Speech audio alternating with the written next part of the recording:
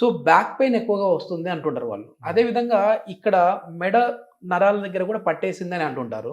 Okay. ఇది ముఖ్యంగా వాళ్ళలోనే రావడానికి కారణం ఏంటి సార్? దీనికి ఎట్లాంటి ట్రీట్మెంట్ ఉందంటారు? సో బ్యాక్ పెయిన్ అసలు ఫస్ట్ ఆఫ్ ఆల్ మన బ్యాక్‌ని చూసుకున్నట్టయితే మనకి వెన్నుపూసల మధ్యలో డిస్క్ ఉంటాయి. అంటే మనకి వెన్నుపూస అంటే వర్టిబ్రల్ బాడీ మీద డిస్క్ ఉంటది. ఓకే. సో, మనం చూసినట్టయితే ఇవి మెడకి సంబంధించిన వెన్నుపూసలు, మధ్యలో ఛాతీకి సంబంధించినవి, కింద lower back or lumbar. Okay. So, జనరల్‌గా మనకి మూవ్‌మెంట్ ఎక్కువ ఉండేది మెడకి సంబంధించింది లోవర్ బ్యాక్‌లో. యెస్. సో, అయితే ఎప్పుడైతే మనము ప్రాపర్ ఎర్గోనామిక్స్ మెయింటైన్ చేయమో, సో మీరు ఇంతకుముందు అన్నట్టు బ్యాంక్ ఎంప్లాయీస్ కానీ, IT సాఫ్ట్‌వేర్ ఎంప్లాయీస్. గానీ వాళ్ళ సిస్టమ్ వర్క్ చాలా ఉంటుంది. సో, సిస్టమ్ వర్క్ ఉన్నప్పుడు వాళ్ళు సరిగ్గా ప్రాపర్ ఎర్గోనామిక్స్ మెయింటైన్ చేయకుండా, అంటే ఎక్కువ కిందికి వంగినా ఆర్ ఇంప్రాపర్ మరి పొజిషన్‌లో పైకి కూర్చొని సిస్టమ్ వర్క్ చాలా సేపు చేస్తున్నారనుకోండి, దీని మీద ఈ డిస్కుల మీద కొద్దిగా ప్రెషర్ ఎక్కువ పడుతుంది. So, okay. ఆ అబ్నార్మల్ పొజిషన్‌లో డిస్కుల మీద ఎక్కువ